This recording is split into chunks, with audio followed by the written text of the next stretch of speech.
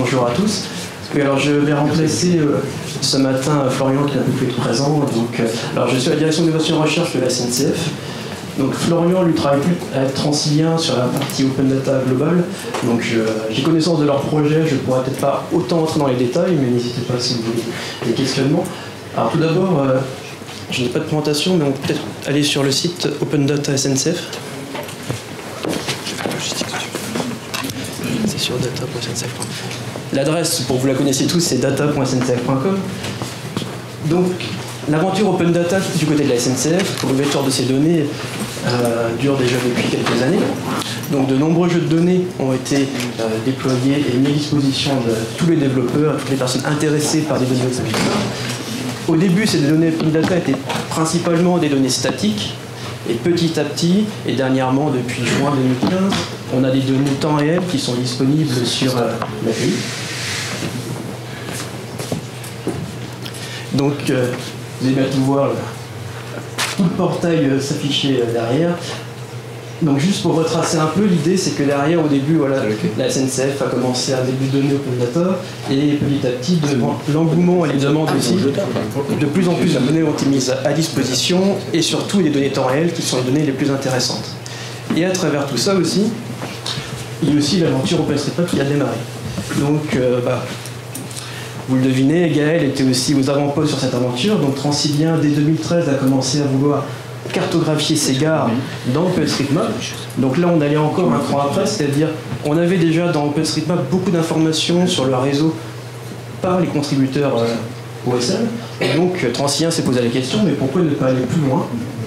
Pourquoi ne pas directement avoir aussi l'intérieur de nos gares sur OpenStreetMap? En fait, il faut cliquer sur carte, sinon. Le premier. Le premier. Très bien. Tout à droite sur carte.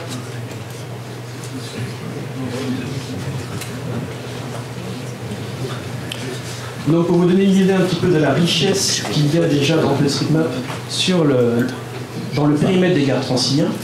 Donc dès 2013, des cartoparties ont été organisées, et après, avec l'aide d'une junior entreprise, donc un peu ce que vous allez faire dans les prochains jours, toutes les gares Transilien, donc 383 gares, ont été cartographiées avec l'aide des étudiants qui sont passés par duo dans toutes les gares et qui ont tout répertorié. Donc on peut voir maintenant, on a plus de 30-40 000 enregistrements dans OpenStreetMap, et donc on a la majorité des installations accessibles au grand public qui sont dans OpenStreetMap.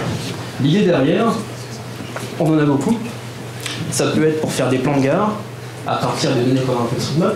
Ça peut être aussi pour faire du calcul itinéraire à partir de ces données-là. Ça peut être aussi pour aller dans des domaines pour l'instant un petit peu complexes. On voudrait faire du calcul itinéraire orienté accessibilité. Donc ça, avec l'aide, le concours de Jean-Louis Zimmermann, sur quelques gares, on allait encore plus loin dans le détail des données qu'on a dans OpenStreetMap, en allant vraiment sur des éléments très précis permettant derrière de faire du calcul itinéraire vraiment adapté selon les handicaps des personnes. Donc là, ce sont des domaines sur lesquels on essaye de progresser. Alors après aussi, on a appris de ces initiatives, c'est la qualité des données. C'est compliqué, à ce qu'on a vu dans OpenStreetMap, en ayant fait une cartopartie sur autant de gares, d'avoir des données qui soient vraiment d'une qualité parfaite. Et c'est pour ça que dans un deuxième temps, on s'est posé la question, mais comment réussir à corriger un petit peu les problèmes de données? Déjà, il a le référentiel, donc vous verrez que le wiki OpenStreetMap a évolué et a de plus en plus d'informations sur comment bien définir une gare, parce que je pense que dans les gares PACA, vous verrez des éléments qui n'étaient pas présents dans les gares Transilien, donc qui n'ont pas été référencés et documentés sur comment bien le cartographier dans OSM. Mais même en ayant la plupart des installations étant définies, il y a toujours des écarts, des fois des différences, des fois des éléments qui ont été mal placés. Et ça, on s'en aperçoit après coup. Du coup, le Transilien, on s'est posé la question, mais comment est-ce que l'on pourrait faire pour corriger, en s'appuyant sur la communauté, corriger les données qu'on a? Parce que si quelqu'un de la SNCF doit faire le tour de toutes les gares pour regarder une par une si toutes les informations sont correctes, il n'aura jamais fini. Et c'est pour ça, c'est de là qu'est née l'idée d'une application de crowdsourcing orientée sur la mise en qualité des données. C'est-à-dire vraiment une application qu'on souhaite la plus simple possible, avec derrière juste la gare, les données qui sont dedans, et si jamais des données ne sont mal référencées, elles apparaissent à l'utilisateur qui va pouvoir les corriger. Et donc cette application, je laisserai à Jean-Pierre s'il souhaite en parler un peu plus, parce qu'on le fait avec l'entreprise Machina Corpus, qui nous aide dans cette initiative, dans cette application.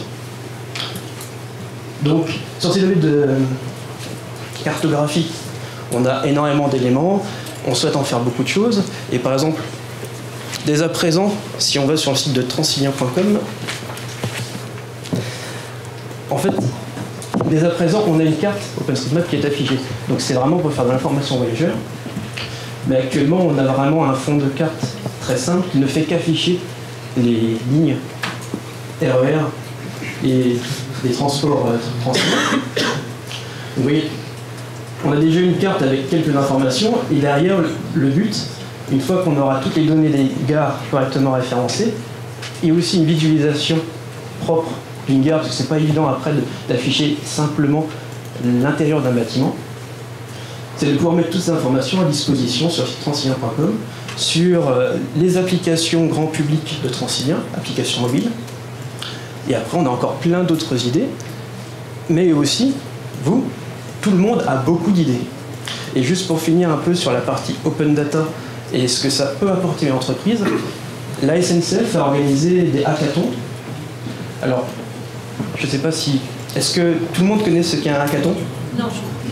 Alors, un hackathon, pour faire très rapide, en gros, c'est 48 heures de code, à fond.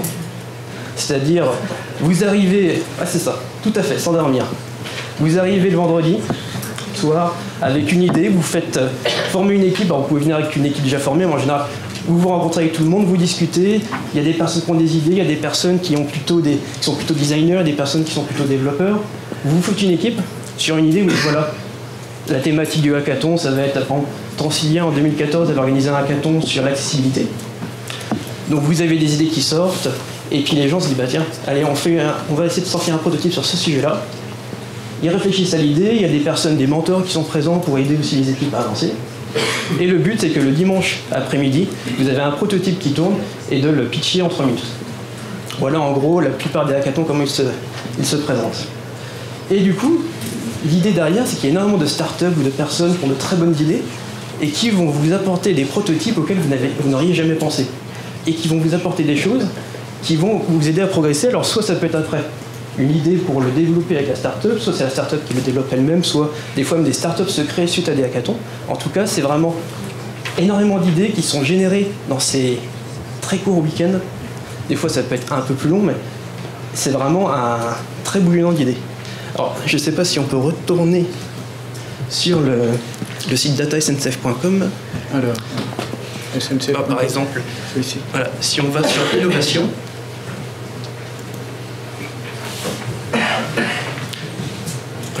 si on défile un petit peu, voilà un ensemble, alors toutes ne le sont pas, mais certaines, par exemple comme Tranquilien, Noé, sont des résultats suite à des hackathons. Alors après, les projets ont pu s'arrêter à ce moment, après le hackathon, les projets ont pu continuer. Dans tous les cas, toutes ces idées sont très bonnes à prendre et ça permet aussi de s'ouvrir un petit peu l'esprit en entreprise où des fois on est drivé par certaines priorités et on ne peut pas trouver du rêve. J'essaie de retrouver No Way. Mais... Ah, je crois que le site derrière a été arrêté. Ah oui, d'accord. Bon, mais de toute façon, et voilà à peu près tout ce que je pouvais vous dire sur l'open data à la SNCF. Juste si on peut remonter sur la partie blog. Juste pour montrer que l'open data, c'est quelque chose dans lequel la SNCF croit et qui est régulièrement mis à jour. Il y a toujours des articles et c'est un sujet qui est toujours en cours d'évolution. Donc n'hésitez pas à aller sur ce blog pour voir de nouveaux jeux de données apparaître, etc. Et je vais passer la parole au prochain intervenant, si vous n'avez pas des questions sur le sujet.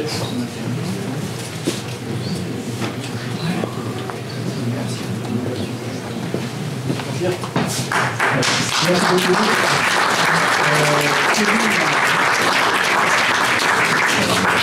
Est un personnage d'autant plus remarquable que pour avoir été sollicité dans l'aventure. Voilà, la SNCF a un laboratoire qui est basé à Paris Et ils ont accepté de lancer le défi de la microcartographie submétrique. Donc vous avez quelques gares qui sont cartographiées avec une précision qui commence à approcher, on va dire, les 50 cm. Bon, après ça devient très compliqué parce que c'est la position relative des objets du ESM eux-mêmes qui peuvent être difficiles à mettre en œuvre.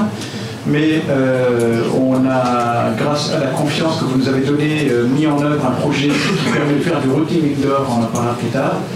Et donc je pense qu'on a, on va dire, un vivier d'innovation qui aujourd'hui est source un peu de la fierté de la communauté OpenStreetMap France, parce qu'il faut savoir que ça se joue aujourd'hui, il y a comme ça des émergences simultanées.